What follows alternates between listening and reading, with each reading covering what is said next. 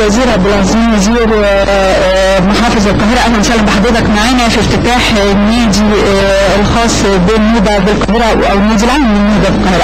أهلا وسهلا. أهلا. كلمة حضرتك تتشرف بيها في لقائنا معاك النهارده داخل النادي. أنا بقول لأهل النوبة أحبائنا أعضاء النادي بقول لهم ألف مبروك على المقر الجديد وبعد تجديده، وإن شاء الله يعني يكون هذا المقر مقر للاجتماع والالتقاء والتعارف وتبادل وجهات النظر وبحث مشاكل الأبناء النوبة زي ما احنا بنشوف في كل مكان في القاهرة. بنجد انه يعني كل ابناء محافظة او ابناء منطقة بيعملوا لنفسهم مقر، لم يحضر لكي مثلا يقضي خدمة او يقدم في جامعة او يعمل اي حاجة، بيجد انه بيجي على هذا المقر بتاع محافظته او بتاع اقليمه او بلدته وبيجد العون والمساعدات وما الى ذلك. لكن انا اتوقع ان هذا النادي سوف يتخطى دوره الى مجرد هذه الخدمات الاجتماعية، سوف يكون له دور فيما يتعلق بالنشاط الرياضي وبالنشاط الثقافي والاعلامي وفي عقد المسابقات واصدار النشرات. انا شايف ان في نشرات طيبة ومجلات دورية بتصدر بتعبر عن طبيعة أبنائنا في النوبة والنشاطات والحرف التراثية والموروثات الشعبية والفلكلور الشعبي وما إلى ذلك.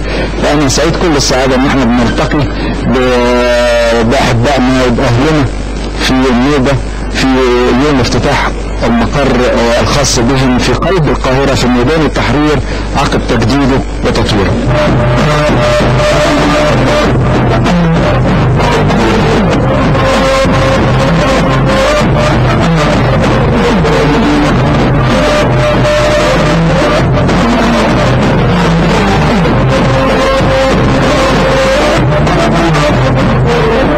مشاهدينا الاعزاء، احنا نلتقي معاكم مع رئيس نادي النوبة العام بالقاهرة استاذ مسعد هركي. اهلا وسهلا بحضرتك. اهلا بيكي. اهلا بيكي.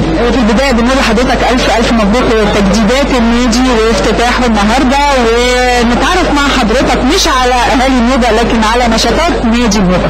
النادي النوبي العام بالقاهرة هو المتحدث الرسمي باسم 44 جمعية خيرية متواجدة بالقاهرة، وفي بعض الروابط والنوادي برضه متواجدين في القاهرة. والحمد لله في تعاون جميل جدا بنعمله دلوقتي مع الهيكل التنظيمي مع اعضاء مجلس الاستشاري الاعلى الموجودين اللي هم بيرأسهم رؤساء جميع الجمعيات المتواجده بالقاهره. في نشاطات كتيره بنقوم بيها اذا كانت رياضيه او فنيه او ثقافيه او تراثيه، مع المشاكل اللي احنا بنطالب بيها كنوبيين واهالينا المتواجدين في قرى مصر النوبة التهجير.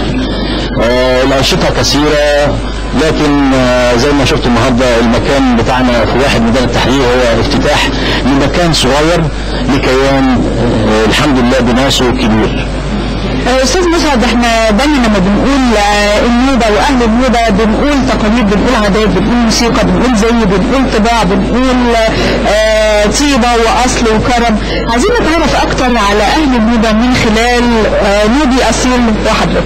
الله يبارك فيكي.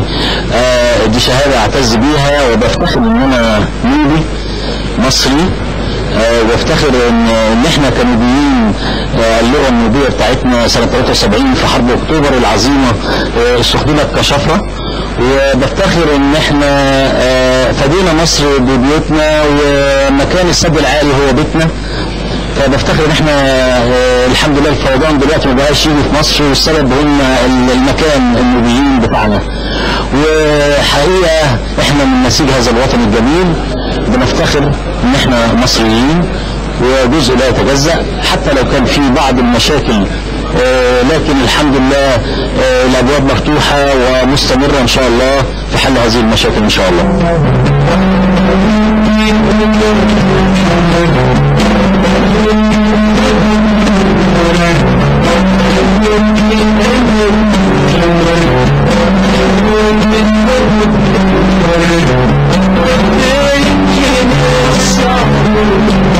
عني